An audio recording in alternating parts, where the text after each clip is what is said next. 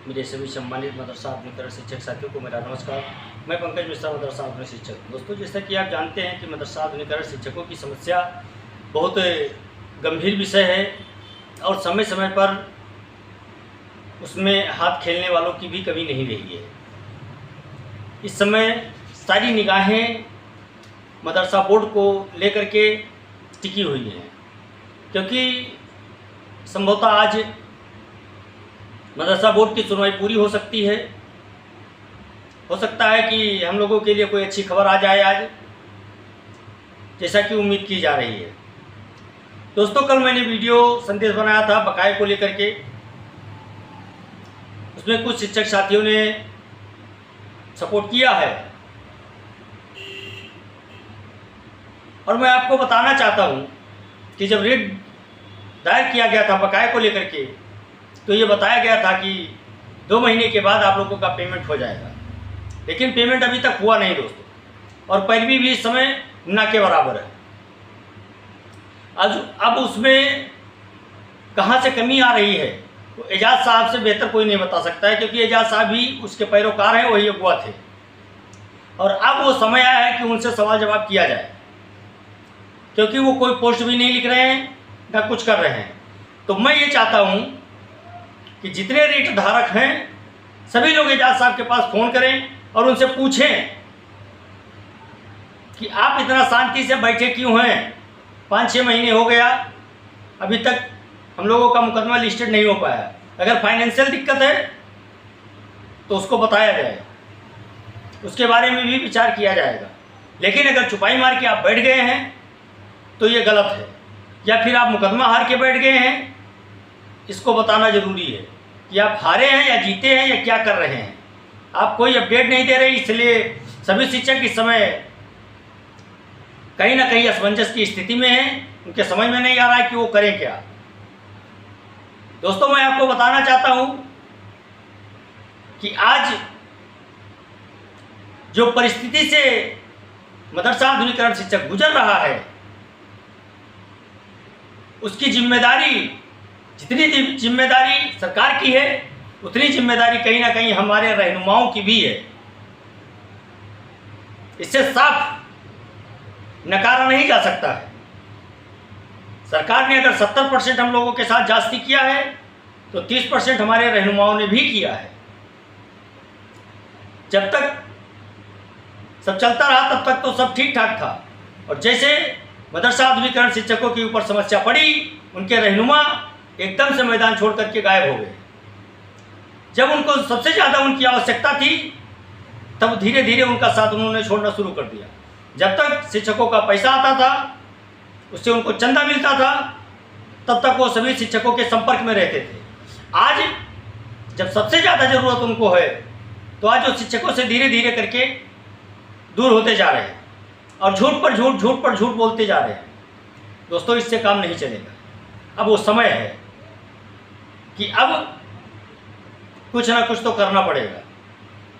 अगर एजाज साहब पैरोकारी नहीं करना चाहते हैं तो बिल्कुल ना करें, किसी तीसरे को हैंड ओवर करें, कोई तीसरा करेगा।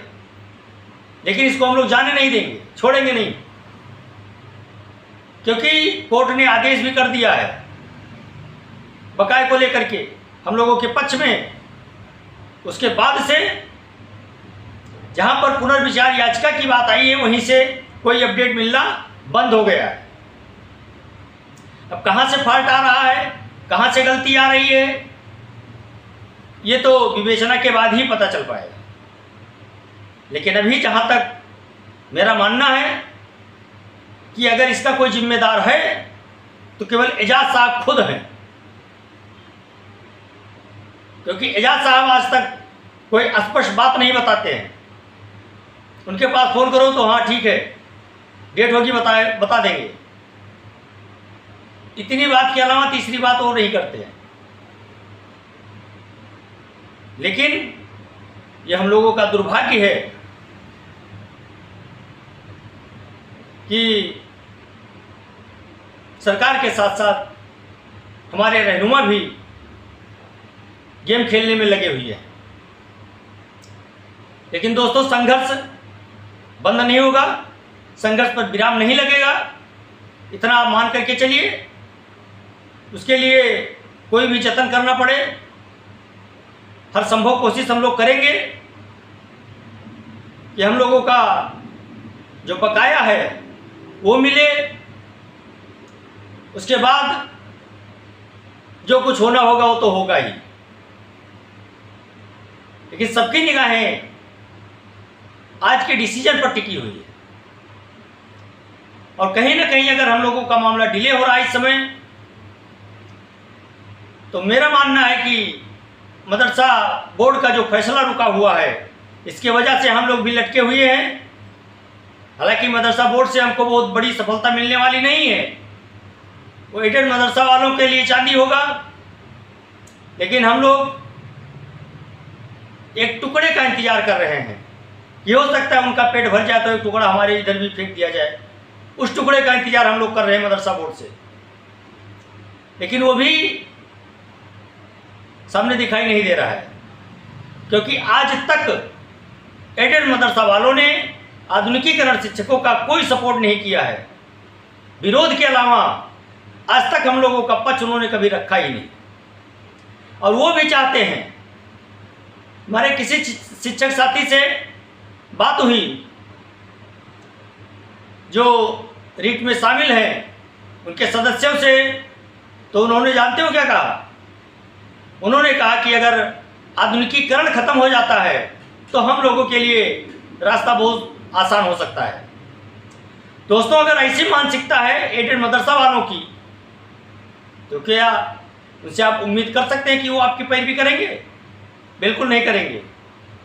इसलिए मैं कभी कभी बोलता हूं तो लोग कहते हैं कि आप एडेड मदरसा वालों के विरोधी हैं। मैं विरोधी किसी का नहीं हूं दोस्तों, मैं विरोधी उनका हूं जो मदरसा आधुनिकीकरण शिक्षकों के जिंदगी के साथ खिलवाड़ कर रहे हैं, समय समय पर उनके जख्म को ताज़ा करने का कोशिश किया है।